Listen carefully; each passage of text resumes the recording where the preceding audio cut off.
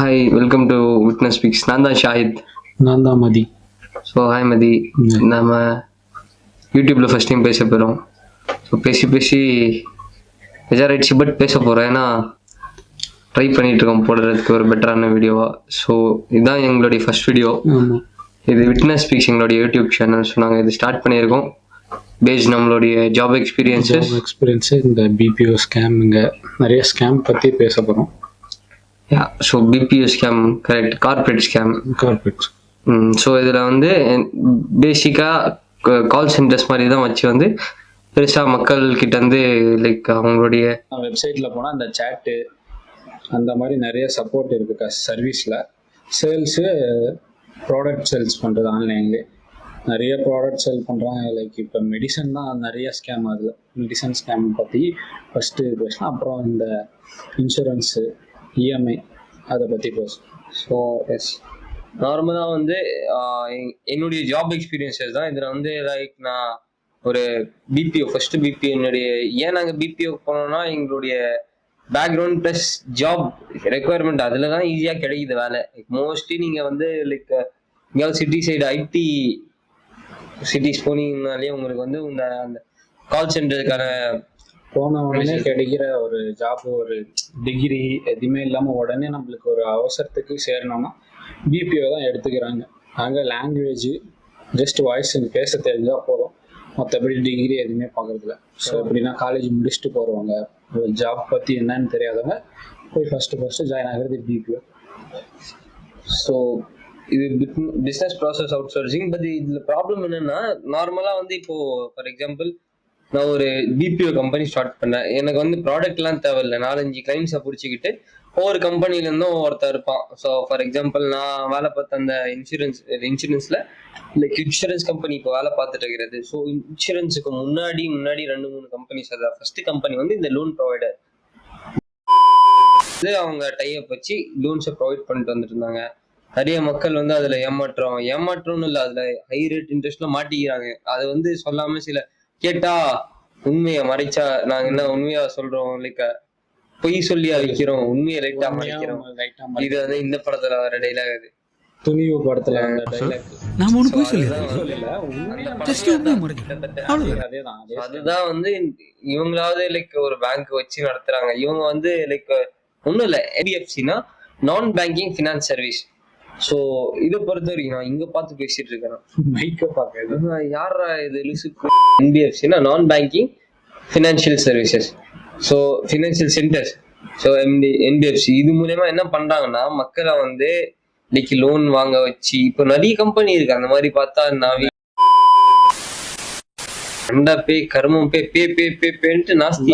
Document எதுவுமே இல்லாம அவங்களுக்கு லோன் கொடுக்குறான் 5 நிமிஷம்.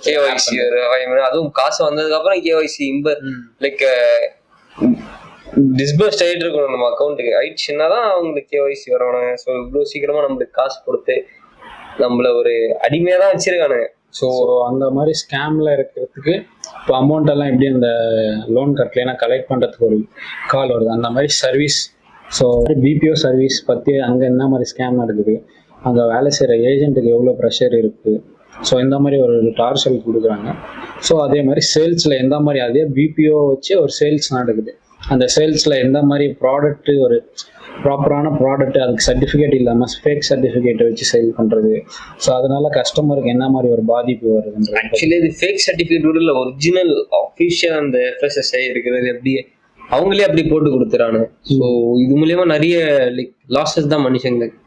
ஸோ அதுதான், அதை நம்பி வாங்குற கஸ்டமருக்கு தான் அங்கே லாஸஸ். அதிகபட்சம் போய் அப்படியும் பார்த்தா அங்கே ஒர்க் பண்ணுற ஏஜென்ட்டுக்கு ஒரு ப்ரெஷர் இருந்து அவங்க மென்டல் ப்ரெஷர் ஆகுறாங்க. சில பேர் அதை விட்டு வெளியே வராங்க, சில பேருக்கு என்னன்னா இந்த ஃபேமிலி சுச்சுவேஷனு, அப்போதைக்கு எனக்கு அமௌண்ட் வேணும், இப்போ பண்ணுறதை பார்த்து நம்மளால போயிட்டோம்னா அடுத்த மாதம் என்ன பண்ணுறதுன்ற ஒரு இஎம்ஐ.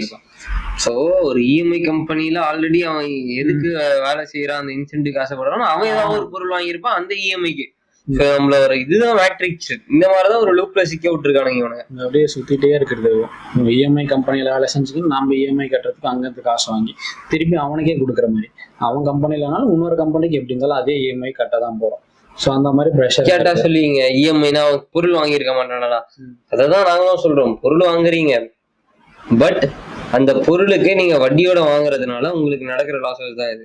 ஸோ அதுதான் அது. இப்போ அப்படி இருந்தாலும் ஒரு தேவையில்லாத, இப்போ அந்த சேல்ஸ்ல எப்படின்னா தேவையில்லாத பொருள் ஆசை இருக்கிறது, நம்மளுக்கு தேவையே இருக்காது. அது மெயின் மனுஷங்களுக்கு இருக்கிறது அந்த ஆசை தான். அந்த ஆசை எப்படி நம்ம இது பண்ண முடியும்? உங்களுக்கு காசே இல்லைன்னா கூட லோன்ல கொடுக்குறோம், 0 காஸ்ட் இஎம்ஐ அப்படின்னு சொல்லி ஒரு ப்ராடக்ட் வாங்கி அவனை கடங்காராக்கி அதுக்கு அவன் கட்டி கட்டி கட்டி அதை வந்து கட்டலைன்னா அதை வாங்குறதுக்கு அதுக்குன்ட்டு ஒரு ஏஜென்ட்டை வச்சு அந்த ஏஜென்ட்டுக்கு ப்ரெஷர் கொடுத்து நீ கலெக்ட் பண்ணும், உனக்கு இவ்வளோ டார்கெட்டுன்னு அவனை ஒரு பக்கம் ப்ரெஷர் பண்ணி. ஸோ இப்படின்னு பார்த்தா அங்கே ஒர்க் பண்ணுறவங்களுக்கும் ப்ரெஷர் தான், பிரச்சனை தான், கஸ்டமருக்கும் பிரச்சனை தான். அங்கே யாரை லாபம் பார்க்குறான்னா அந்த கம்பெனி ஃபவுண்டரு. ஸோ இந்த இந்த ஸ்டார்ட் அப் கம்பெனி தான் அதுக்கெல்லாம் காரணம். அவனுங்க தான் அதிகமாக இந்த மாதிரி எல்லாம் ஸ்கேம் பண்ணுறது. ஒரு டைமுக்கு மேலே அந்த ப்ராடக்ட் ஒரு புதுசாக லான்ச் பண்ணுறான் ஸ்டார்ட் அப் கம்பெனினா, அந்த ப்ராடக்ட்டு ஒரு மாதம் 2 மாதம் மிஞ்சி போனால் 1 வருஷம் இருக்கும். ஸோ லாபம் பார்த்தானா டக்குன்னு அந்த கம்பெனி காணாமல் போகும். ஸோ அதே மாதிரி தான் நீ 2ஆவது ஒர்க் பண்ண பெங்களூரில் ஒர்க் பண்ண கம்பெனி இப்போ க்ளோஸ் ஆகி போயிடுச்சு. ஸோ அவங்க மெடிசன்ஸில் மெடிசன் நார்மலாக வந்து மெடிசன்ஸ் என்ன மாதிரினா, நம்ம என்ன நினைச்சிரோம் மெடிசன்ஸ்னா தலைவலிக்கு போடுற மாத்திரை.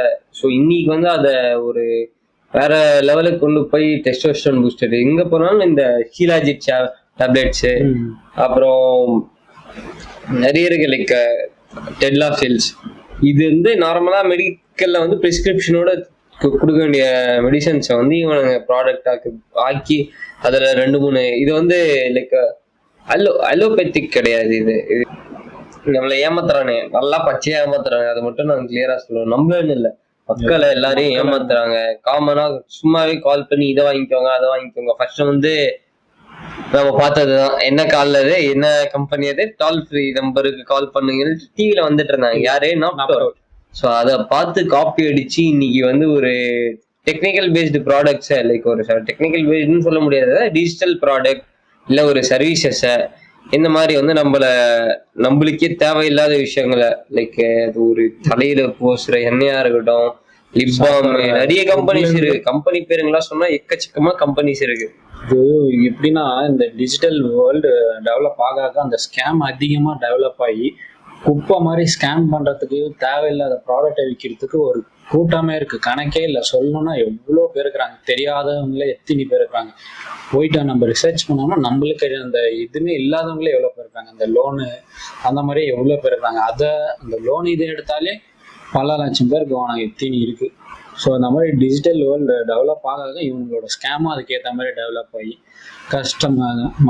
மனுஷங்களை ஏமாற்றி இந்த மாதிரி எப்படியெல்லாம் ப்ராடக்டை வந்து விற்கணும், அது எதுக்கு யூஸு, நீ சாவுறியோ வாழ்றியோ அதை பற்றி அவனுக்கு கவலை இல்லை. சம்பாதிக்கணும், நல்லதை பற்றி யோசிக்கிறதே இல்லை. மக்களை பற்றி நம்ம சம்பாதிக்கணும் ஆரம்பிப்பான், 1 வருஷத்துல கம்பெனி காணாமல் போயிடுது. அந்த மாதிரி நிறைய கம்பெனிங்க இருக்கு. ஸோ கம்பெனி காணாமல் போகிறதுன்றது அது காரணம் என்னன்னா, அதான் கஸ்டமருக்கு தேவையான பூர்த்தி ஒன்னே அவங்களால கொடுக்க முடியாது. அதே கம்பெனி வந்து மேலே ஆயிடுச்சு, லைக் நல்லா சம்பாதிக்க ஆரம்பிச்சிடுச்சுன்னா அங்கதான் வந்து பிரச்சனையே ஆரம்பிக்கும். ஏன்னா லைக் அவன் ப்ராடக்டும் அவன் நார்மலா வாங்குவான். லைக் சக்சஸ் ரேட் பாதின்றதுன்னு இது வந்து பிரச்சனைன்னு சொல்ல முடியாது, காமனா இதுதான் நடக்கும் பிஸ்னஸ். ஸோ இந்த ப்ராப்ளம் வந்து கிரியேட் பண்றது யாருன்னா உள்ள இருக்கிற எம்ப்ளாயிஸ் தான். ஏன்னா ஒரு கம்பெனி வந்து நல்ல கம்பெனியா பேர் வாங்கி டாப்புக்கு போயிடுச்சு, பட் அதுல நம்ம உத்து பார்த்தோம்னா லைக் ஒரு 50% to 70% கஸ்டமர்ஸ்க்கு சாட்டிஸ்ஃபேக்ஷன் இருக்காது. 30% கஸ்டமர் மட்டும் தான் சாட்டிஸ்ஃபேக்ஷன் அந்த சர்வீசஸாலேயோ இல்லை அவங்க பே பண்ணி வாங்குற ப்ராடக்ட்னாலேயோ அவங்களுக்கு கிடைக்குது. இப்போ அதுதான் எப்படின்னா, நானும் என் ஒர்க் பண்ண கம்பெனிக்கு மேல 3rd ஃப்ளோர்ல ஒரு கம்பெனி வந்துச்சு. எப்படின்னா நான் ஒர்க் பண்ணி ஒரு 1 year கழிச்சு ஒரு கம்பெனி வந்துச்சு புதுசா. ஸோ அது ப்ராப்பரா என்ன கம்பெனின்னு தெரியல. ஒரு 3 மாசத்துல காணாமல் போயிடுச்சு. 3 மாசத்துல ஏஜென்ட்டுக்கு புதுசா ஒரு 30 பேர் கிட்ட வந்தாங்க, ஜாயின் பண்ணாங்க. நானும் பார்த்துட்டே இருப்பேன், எப்பயுமே பிரேக் டைம்ல வந்து நின்று இருந்தாங்க. ஸோ டக்குன்னு ஒரு 3-4 மாசம் கழிச்சு பார்க்குறேன் அந்த கம்பெனி காணும். ஸோ டக்குன்னு நாங்கள் வந்து ஒரு பெட்டு இது பண்ற அடாப்டிங் அந்த மாதிரி வந்துச்சு. ஸோ அப்போ நாங்கள் அங்கே விசாரிக்கும் போது தெரியுது, இந்த மாதிரி அவன் வந்து புதுசாக ஒரு கம்பெனி ஸ்டார்ட் பண்ணி நல்லா ஃபண்டு எல்லாம் கலெக்ட் பண்ணிட்டு அவ்வளோதான் கம்பெனி க்ளோஸ் பண்ணிட்டு அந்த இடத்தையும் காலி பண்ணிட்டு திருப்பியும் வேற ஏதாவது லொக்கேஷன்ல போயிட்டு புதுசாக ஒரு கம்பெனி ஆரம்பிக்கிறது. ஸோ இந்த மாதிரியும் இருக்கிறாங்க. சில பேர் வருஷக்கணக்காகவும் வச்சுன்னு இருக்கிறாங்க. பட் அது அந்த ப்ராடக்ட் வாங்குற ப்ராடக்ட் நம்மளுக்கு யூஸ்ஃபுல்லாக இருக்குன்னா இல்லை, ஏதோ ஒரு கம்பெனி இருக்கும். ஸோ அதுவும் நம்ம 100% சக்ஸஸ்ஃபுல்னா இல்லை, 30% 40%. இதெல்லாம் பேசுறதுக்கு காரணம் என்னன்னா, நாம போடுற பணமா இருக்கட்டும், நம்ம ஜாப்ஸ்க்கு நம்ம தேடி போற இடமா இருக்கட்டும், இந்த மாதிரிதான் ஜாப் கிடைக்கும். நாம வந்து இந்த மாதிரி கம்பெனிஸ் ஸ்டார்ட் பண்ண முடியாது, பண்ண வைக்க லைக் கண்ட்ரோல் பண்ண முடியாதுன்னா கண்ட்ரோலும் பண்ணலாம். அப்படி இல்லைன்னா நாம அவாய்ட் பண்ணலாம். ஸோ நான் என்னுடைய ஃபர்ஸ்ட் ஜாப் அந்த மாதிரி கம்பெனி கிடைக்குதுன்னா ஓகே, பிரச்சனை இல்லை. பட் நான் அந்த ஜாப்லயே போயிட்டு ஓகே நான் ஸ்டேபிளா இருக்கணும், என்னால ஜாலியா இருக்க முடியுது, நான் இருந்தா எனக்கு மாசம் மாசம் காசு வருதுன்ற ஒரு எண்ணத்துல இருக்காம நாம பண்ற ஒரு நல்லதுனால, ஏன்னா காசு யார் வேலை பார்த்தாலும் இந்த உலகத்துல காசு கிடைக்கும். ஸோ பாக்குற வேலையை கரெக்டா பார்க்கணும். ஸோ அதனால யாருக்காவது அந்த இடத்துல லாஸ் ஆகுது, பயன் அடைகிறாங்க, ஒன்றும் பண்ணாம இருந்தா பயன் அடைவாங்கன்னா ஒன்றும் பண்ணாம இருக்கிறதே பெட்டர். இல்ல அந்த இடத்துல நம்ம ஏமாத்திட்டு இருக்கோம், இல்ல நம்ம டீம்லயே மொத்தமா நம்ம ப்ராசஸே ஒரு ஏமாத்துற ப்ராசஸ் மாதிரிதான் இருக்குன்னா, ஒண்ணு நாம அங்கிருந்து வெளியே வந்துடுறது நல்லது. அப்படி இல்லைன்னா நாம அந்த இடத்த மாத்த பார்க்கணும்.